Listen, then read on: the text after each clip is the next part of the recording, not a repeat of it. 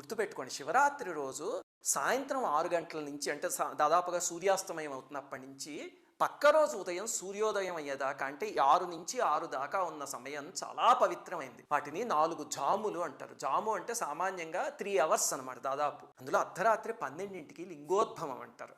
ఆ సమయం పరమ పవిత్రమైనది. అందుకని మీకు కుదిరితే లింగోద్భవం దాకా లేచుండి ఆ సమయానికి అభిషేకం చేయడానికి ప్రయత్నించండి. కొంచెం అభిషేకం చేసిన 5 నిమిషాలు చేసినా సరే అపారమైన ఫలితం. అలాగే ఎన్నిసార్లు చేయాలండి అభిషేకము అంటే, సామాన్యంగా ఏకాదశ రుద్రులు అంటారు పరమేశ్వరుడు యొక్క 11 స్వరూపాలు. అందుకని 11 సార్లు అభిషేకం చేస్తారు. ప్రతి జాము మొదలయ్యేటప్పుడు చేయడం మొదలు పెడితే అంటే 6 గంటలకు కొన్నిసార్లు, 9ంటికి కొన్నిసార్లు, 12 గంటలకు కొన్నిసార్లు అలాగా మీకు ఒక 11 సార్లు చేసేయడం పెద్ద కష్టమేం కాదు. 11 సార్లు చేయడం కుదరలేదు అనుకోండి, 5 సార్లు చేయండి. పరమేశ్వరుడు పంచముఖుడు కదా. అది కుదరకపోతే 3 సార్లు లేకపోతే భక్తితో ఒక్కసారి చేసినా చాలు. ఇక్కడి నుంచి చేయగలిగితే తప్పకుండా పలుకుతుంది.